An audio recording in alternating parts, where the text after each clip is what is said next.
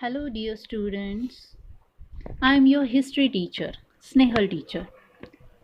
Hope you all are fine and safe at home. We have learned that the historians divided history into three different periods. First is Asian period, second is medieval period, and the third is modern period. In the last year, 7th standard, we learn about medieval period of Indian history. This year we are going to learn more about modern period of Indian history. Let's start with the first lesson of history: how, when and where. Is it possible to study history without dates? No, it is not possible to study history without dates. Let us see why.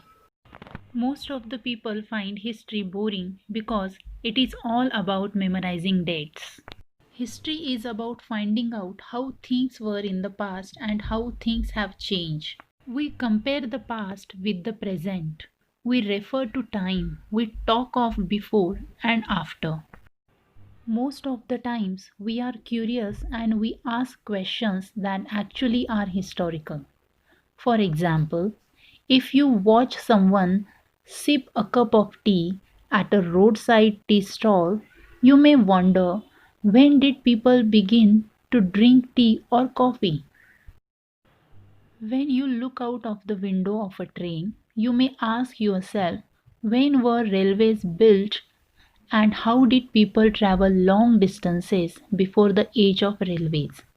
And so many questions. These all are historical questions. All these questions refer us back to notions of time. Sometimes historians can't fix exact dates for the incidents happen over a period of time. For example, people did not begin drinking tea one fine day. They developed a taste for tea over time. So, no clear date for this. Many things happen over a stretch of time. Therefore, historians can record an approximate period over which particular changes became visible. If unable to give exact dates, then why to continue to associate history with a string of dates? There is a reason. History was an account of battles and big events, rulers and their policies, about the kings and their life, battles they fought, the year they died, their successors, and so on. For these events, specific dates can be determined, and it is important. But which dates? Let's see. What is important? Dates or events? The dates we select, the dates around which we compose our story of the past, are not important on their own. The dates become important because we focus on a particular set of events as important. If our focus of study changes, if we begin to look at new issues, a new set of dates will appear significant. British historians wrote in their history in which each Governor General was important, from the first Governor General Warren Hastings and ended with the last Viceroy Lord Mountbatten. Then in next chapters we read about their successors. In all these chapters, we will learn more about their personalities, their achievements, and many more related to their lives, like nothing was important for us to know than this. Can't we write about the history of this period in a different way? Students, as we are going to learn about modern period of Indian history, is there only one chapter in your history book? Obviously not. Then why the history or a story is divided into chapters? All of its parts fit together well in a chapter, and that story will make some sense and can be followed. We will focus only those events which will help us to give shape to the story we are telling. Means we need different format for our history, where old dates of history will not have significance they earlier had. A new set of dates will become more important for us to know. So let's see, how do we periodize history? Means how do we divide into periods? See the image carefully. Can you guess whose picture is this? Yes, he must be the historian. But who is he?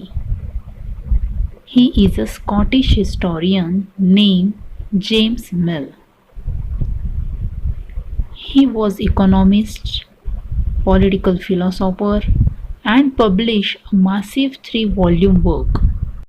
Yes, he published a history of British India in 1817, in which he divided Indian history into 3 periods.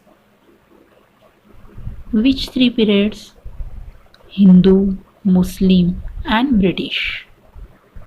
As he divided Indian history into 3 periods, this periodization widely accepted. What do you think?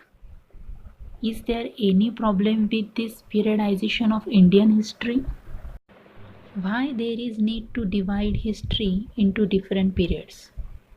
Historians try and divide history into different periods to capture the characteristics of a particular time. This helps to focus on the central features of a time. This also shows how we see the significance of the change from one period to the next. Comparing Asian societies with Europe, Mill thought all Asian societies were at a lower level of civilization. He said Hindu and Muslim despots rule the country. Here the word despots mean a ruler with great power, especially one who uses it in a cruel way. Mill thought that India could not progress without British help. British rule could civilize India and it should conquer all the territories in India. The British classified Indian history into Hindu, Muslim, and British. British used the opportunity to classify Indian history to their advantage. Why should we characterize an age only through the religion of the rulers of the time? So, the classification made by British about Indian history too had problems. The division of Indian history, ancient, medieval, and modern, too has its problems. This classification is borrowed from the West. In the West, modern period is associated with growth and development of science, rationalism, humanism, logic, freedom, and equality. The term medieval was used to describe a society which was not democratic and liberal. However, in the Indian context, the British period in history cannot be termed as modern because Indians were denied liberty, equality, and justice.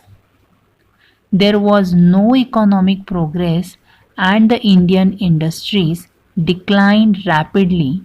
Thus, it is appropriate to term this period as colonial.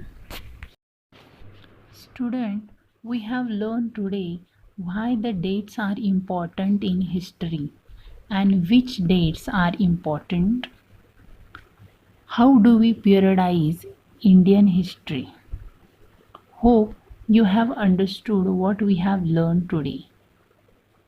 You can review the video for better understanding. Read the lesson carefully and try to understand it. Thank you.